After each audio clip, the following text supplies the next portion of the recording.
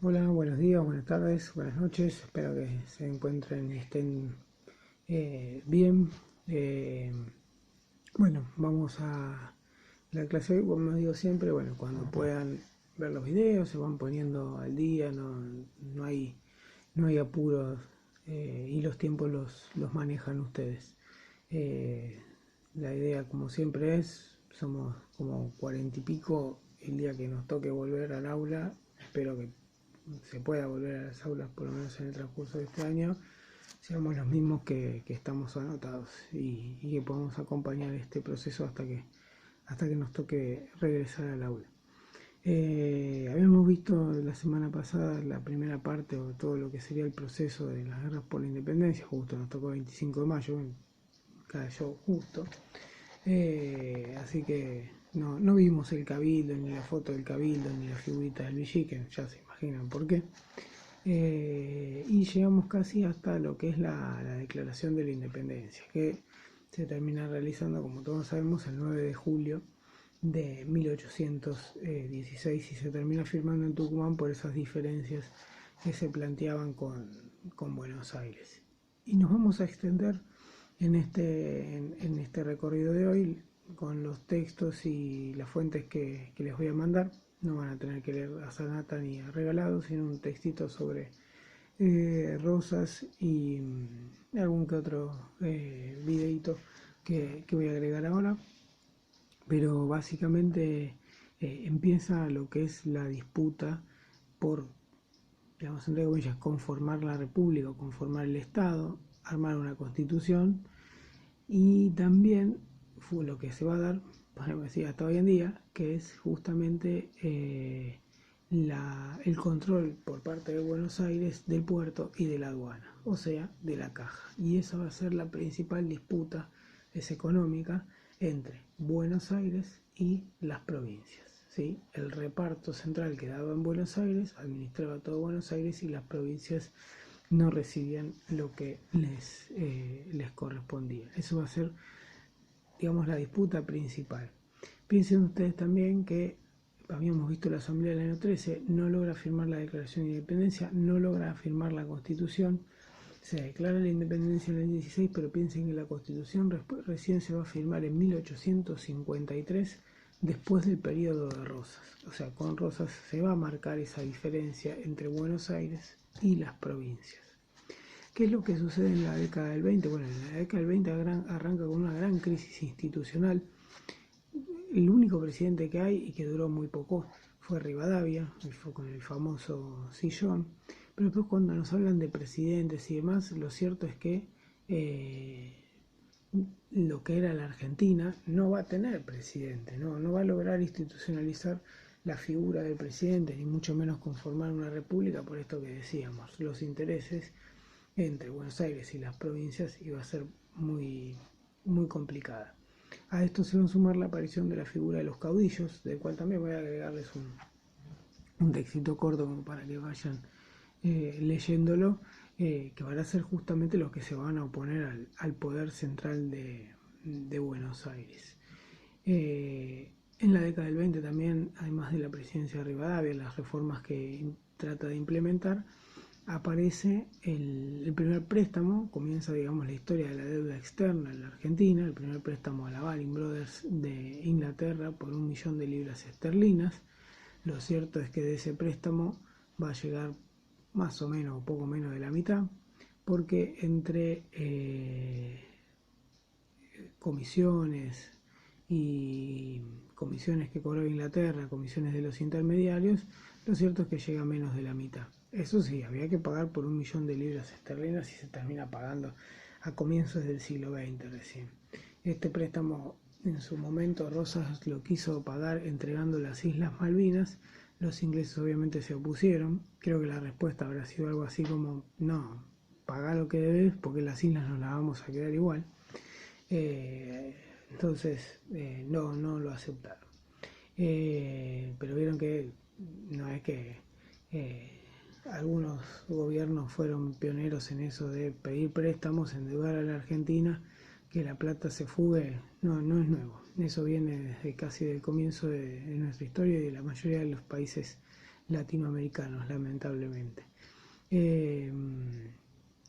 A esa crisis que va a tener el gobierno de Rivadavia a mediados de la década de 1820, obviamente va a llevar a la fractura y otra vez a la desaparición de la figura del presidente, y volvemos a gobernadores de las diferentes provincias. A fin de la década del 20 va a aparecer una figura muy popular, un caudillo muy popular, que se llamó Manuel Dorrego. Les voy a mandar una fuente sobre Dorrego, lean por favor el discurso de Dorrego, van a ver que digamos, la denuncia que hace es de avanzada, es un análisis de avanzado para lo que era la época. Y después también les voy a mandar el discurso de Asunción de Rosas a su segundo gobierno. No se asusten cuando lo lean, es un poco fuerte. Y bueno, piensen que le decían el restaurador, así que no se asusten cuando lo lean.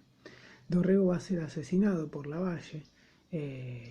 Lavalle era un general que volvió de la guerra con el Brasil en tiempos de Rivadavia, una guerra muy desgastante económicamente para la Argentina, pero que había triunfado en algunas batallas, entonces tenía mucho poder. Lo asesina a Dorrego y bueno, ahí hay varias fuentes que dicen que Lavalle estaba de acuerdo con Rosas y lo manda a matar Rosas a Dorrego, pero bueno, esas son diferentes versiones que aparecen. Lo cierto es que Lavalle lo asesina a Dorrego y queda como gobernador de la provincia de Buenos Aires. Algunos hablan de golpe de Estado también para esto, pero no había Estado, así que no podemos hablar de un golpe de Estado. Y después Lavalle va a ser desplazado por Rosas, que va a llevar a la gobernación de la provincia en 1829. Va a gobernar dos periodos, uno de 4 años, después va a ser como un interregno y va a volver a gobernar hasta 1852. En realidad es el periodo de Rosas completo, no cambia, porque lo que hizo cuando se va de la gobernación es ir a las diferentes provincias a tratar de acumular mayor poder todavía. Ahí les voy a mandar también un par de fuentes de la esposa de Rosas y van a ver lo que le escribía cuando él estaba justamente en lo que se denominaba la campaña. Rosas va a ser derrotado en la batalla de Caseros el 3 de febrero de 1852, ¿sí? Acá nomás, del otro lado del acceso podríamos decir casi. Lo cierto es que Rosas va a imponer un gobierno bastante férreo. Los que obviamente estaban en desacuerdo con él tenían dos opciones: o irse, o si no iban a ser condenados a la mazorca. Todo este aparato represivo lo manejaba justamente Encarnación, que era la esposa de Rosas. Se va a producir uno de los hechos que se establece después como el Día de la Soberanía, que es la batalla de la Vuelta de Obligado, que es un poco lo que ronda el texto que les voy a mandar, que en realidad es la resistencia a lo que era el avance de los barcos comerciales o mercantes de Francia e Inglaterra. Se da la resistencia, pero los barcos rompen esa resistencia, y digamos que la derrota es comercial y económica cuando llegan al litoral y se encuentran con que la gente no tenía plata para consumir ni para comprar lo que estos barcos venían a comercializar.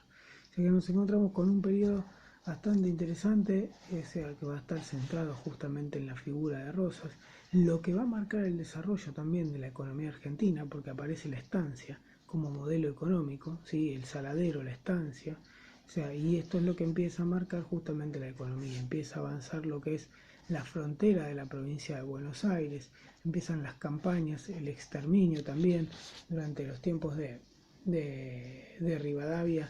Ya se entregaron tierras a los terratenientes, valga la redundancia, exterminando indios. Lo va a hacer Rosas después.